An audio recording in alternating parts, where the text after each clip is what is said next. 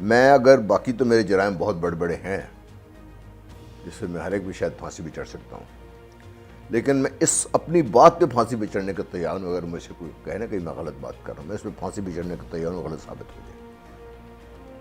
میں ریپیٹ کر رہا ہوں، اگر یہ میری بات غلط ہو جائے تو میں اس پہ پھانسی پہ چڑھنے کو تیار ہوں. اس حد تک میرا یقین ہے. پاکستان کا نیوکلیئر پروگرام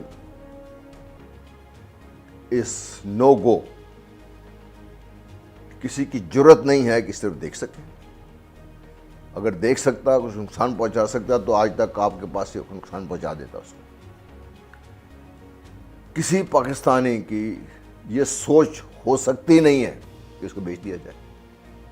میں یہ جانتا ہوں کہ بھئی جب زرداری صاحب پریزیڈنٹ بنے تھے اس وقت یہ بات نکلی تھی کہ $100 بلین کے عوض آپ سے نیوکلیئر پروگرام لے لیں. ہم نے کسی اور کی سوچ ہو سکتی ہے یہ، لیکن جن لوگوں کو میں سن رہا تھا باتیں کہ بھئی، اور بڑی افسوس کی بات ہے مجھے اس بات کا ہے کہ میری شکایتیں، آپ کی اپنی قیادت ہے نا، چاہے پولیٹیکل ہے چاہے ملٹری قیادت ہے، شکایتیں سب کو ہوں گی، مجھے بھی ہیں، میری شاید شکایتیں سب سے زیادہ ہوں گی.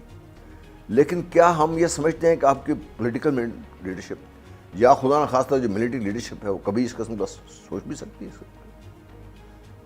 کیا آپ سمجھتے ہیں کہ اس جو ملٹری لیڈرشپ ہے آپ کی، وہ پاکستان کی سلامتی بیچ دے گی ان کے ہاتھوں میں؟ میں حیران ہوں جس نے یہ بات کی ہے، یہ افواہ پھیلا ہے. پاکستان کے نیوکلیئر پروگرام بیچنا، کسی کو دیکھنے کی اجازت نہیں ہے اس کی طرف ادر دین پاکستانی. اور یہ پروگرام میرا نہیں ہے، آپ کا نہیں ہے. یہ پاکستان ملٹری کا پروگرام نہیں ہے، پاکستان آرمی کا پروگرام نہیں ہے. صرف یہ پاکستان کے عوام کا پروگرام ہے. یہ ایک پاکستانی کا پروگرام ہے سر. ایک پاکستانی کا پروگرام. اور میں آپ کو یہ بتا دوں، آج اس کو یہاں تک پہنچانے میں لوگوں نے اپنی جانوں کی قربانی دی ہے، اور جان سے بڑھ کر بھی کوئی چیز ہو سکتی ہے نا، لوگوں نے اس کی قربانی بھی دی ہے. اس کے لیے پتہ نہیں کتنے ہمارے انجینئرز، جوان ٹیکنیشینز وہ جان سے گئے اس کے لیے، اور جان سے آگے بھی بڑھ کر بھی قربانی کو ہو سکتی ہے نا. میں پھر ریپیٹ کر رہا ہوں، لوگوں نے وہاں تک بھی قربانی دی ہے اس کے لیے. تو یہ تو سوچ کسی کے ذہن میں یہ بات آ سکتی ہے، مجھے وہ پاگل کر دیتا ہے سوچ کو. ہوتا ہے نا انسان just loose my self totally جب میں یہ سنتا ہوں کہ یہ بات کر سکتا ہے. کسی کے دماغ میں یہ بات بھی آ سکتی ہے، کسی پاکستانی کے دل میں کہ نہ ہو سکتا ہے. اور پاکستان کی لیڈرشپ، پرٹیکولر ملٹری لیڈرشپ، نو، سوال ہی بتائیں. بالکل ٹھیک سے. چلیں، یہ بھی کیونکہ سوشل میڈیا پر اس طرح کی بحث جو ہے وہ بار بار یقینی طور پر یہ وہی عناصر ہیں جو اس ملک کی بنیادوں کو کمزور کرنے کی کوشش کر رہے ہیں، اور انشاءاللہ وہ ہمیشہ ناکام رہیں گے. آج تک بھی ناکام رہے ہیں. سر، بھارت میں انتخابات کا آغاز ہو گیا ہے، 7 مرحلوں میں الیکشنز کی پولنگ ہوگی.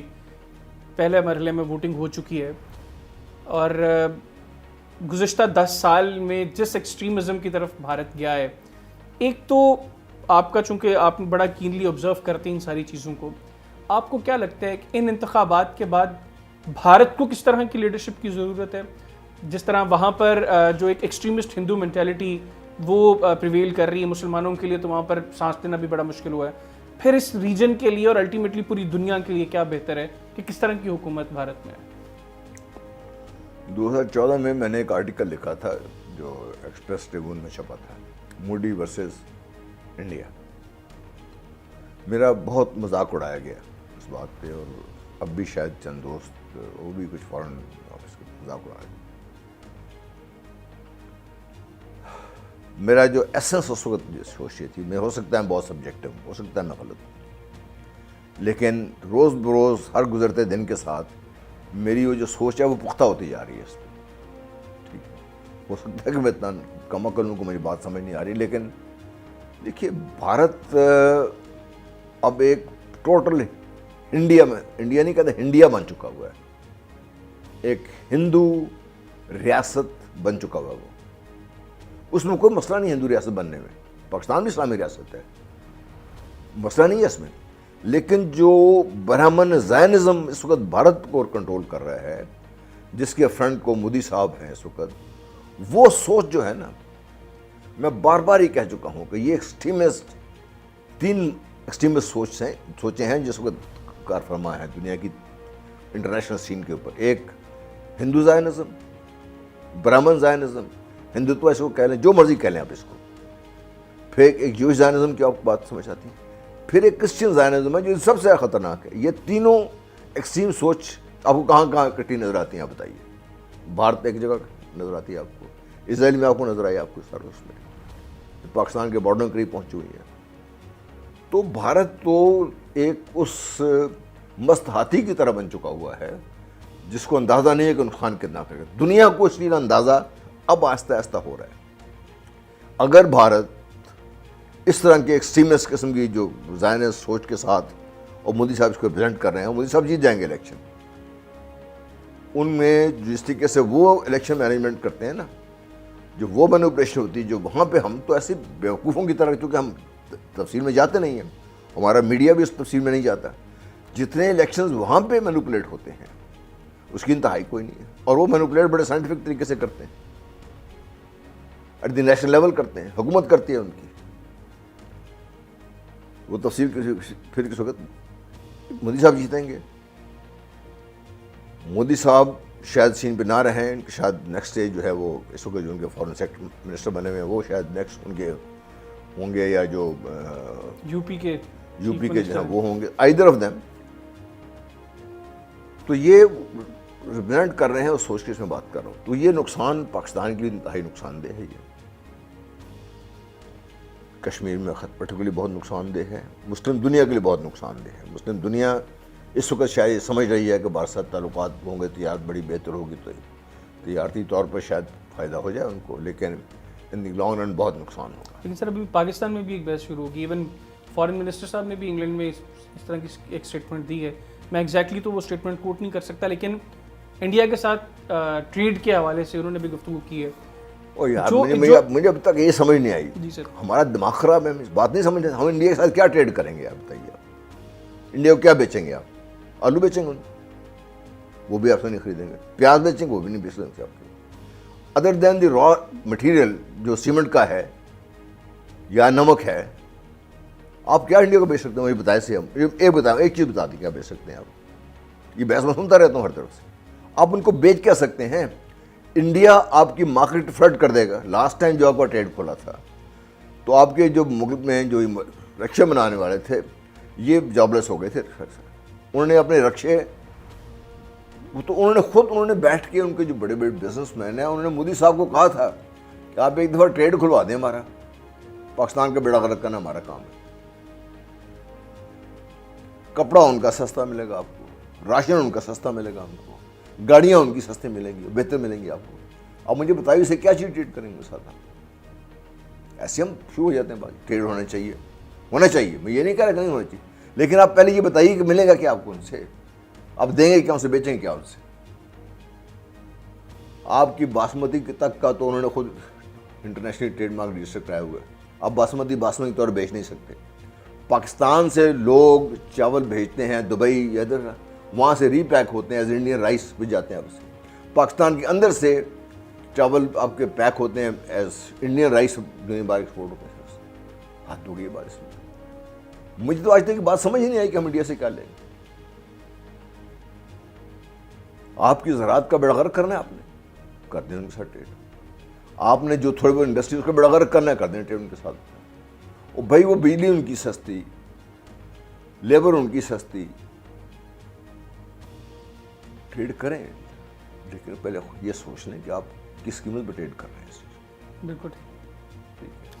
آخر میں سر مختصر، آپ بغیر مودی صاحب جس طرح آپ کہہ رہے ہیں کہ مودی ایک مرتبہ پھر اقتدار میں آ رہے ہیں، اگلے 5 سال اس ریجن کے کیسے ہوں گے، بھارت کے کیسے ہوں گے؟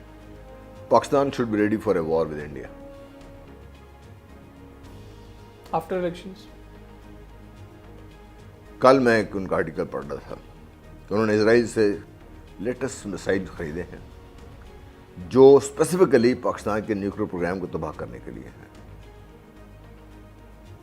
اور اس نے چین کی طرف تو پنگا نہیں لے سکتا نا. امریکہ کے نیوکلیر پروگرام تو تباہ نہیں کرنا اس نے، اسرائیل کا تو تباہ نہیں کرنا اس نے، برطانیہ کا تباہ نہیں کرنا، فرانس کا تباہ نہیں کرنا اس نے. افغانستان کے پاس ہے نہیں ہے. یا وہ ایران پہ جائے گا یا پاکستان پہ آئے گا. ایران کے ساتھ سے کوئی پنگا وہ لے گا نہیں. تو اب we should be actually ready for a war with India. کس ایکسٹینٹ پہ؟ دیکھیے ان کا وہ ڈکلیئر کیا ہوا انہوں نے بھائی.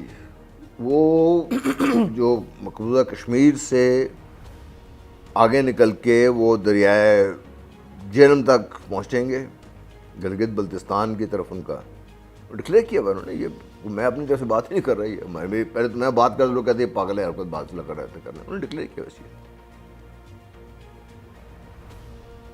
گلگت بلتستان کا مطلب آپ سمجھتے ہیں کیا؟ نقشے پہ جا کے دیکھیے. آپ کا چین کے ساتھ اور ایون افغانستان کے ساتھ تعلق ہے, کہاں تک جائے گا؟ You will get an access direct to Afghanistan.